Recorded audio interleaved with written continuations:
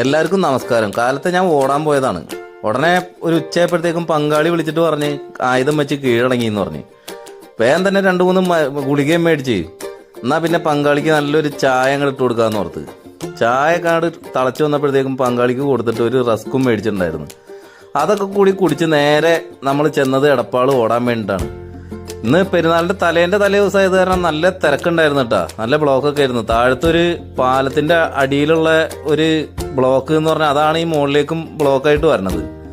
പാലത്തിൻ്റെ അടിയിൽ ആൾക്കാരുടെ കുറേ കുരുത്തക്കേട് കൊണ്ടും പിന്നെ അത് നിയന്ത്രിക്കാനായിട്ടുള്ള നിയമപാലകരില്ലാത്തതാണ് പ്രശ്നം. അങ്ങനെ നിൽക്കുമ്പോഴാണ് അവിടെ നിന്നൊരു താറിറങ്ങി വന്നത്. സംഭവം കുറേ മല കയറുന്ന വീഡിയോ ഒക്കെ ഉണ്ടായിരുന്നെങ്കിലും ഈ ഒരു കട്ടറിലേക്ക് ഇറക്കിയപ്പോൾ ഒരു കൗതുകം കൊണ്ട് അങ്ങനെ നോക്കിയെന്നാണ്. സാധാരണ ചെറിയ വണ്ടികൾ ഏതെങ്കിലുമൊക്കെ ആണെന്നുണ്ടെങ്കിൽ അതവിടെ തങ്ങിക്കുള്ളൂ. അതൊരു സിമ്പിളായിട്ട് ഇറങ്ങിപ്പോയി.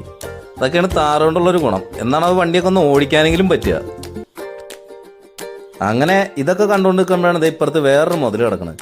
സംഭവം അംബാസഡർ ഇത്ര നീറ്റ് ആൻഡ് ക്ലീൻ ആയിട്ട് കൊണ്ട് നടക്കുന്ന ആൾക്കാരെ സമ്മതിക്കണം കേട്ടോ.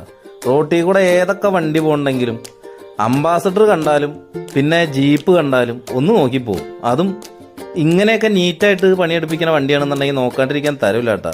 അങ്ങനെ ഇതൊക്കെ കണ്ടു നിൽക്കുമ്പോഴാണ് നമുക്കൊരു ഓട്ടം കിട്ടണം. ഒരു ഗർഭിണിയായിട്ടുള്ള ഒരു ഉമ്മയും ഒരു മോളും കൂടി നമ്മുടെ സൺറൈസ് ഹോസ്പിറ്റലിലേക്ക് ചങ്ങരംകുളത്തേക്ക് മോനെ പതുക്കെ പോണോട്ടാന്ന് പറഞ്ഞ് അങ്ങനെ വളരെ പതുക്കെ കുലുക്കാതെയൊക്കെ അവിടെ കൊണ്ട് ഇറക്കി കഴിഞ്ഞപ്പോഴത്തേക്കും നന്ദിയും പറഞ്ഞ് അവർ പൈസ തിരിച്ച് ഞാൻ എടപ്പാളേക്ക് വന്ന വഴിക്കാണ് ചിന്തിച്ചത് ഈ റോഡിന്റെ 2 വശത്തുള്ള ഈ അവസ്ഥ.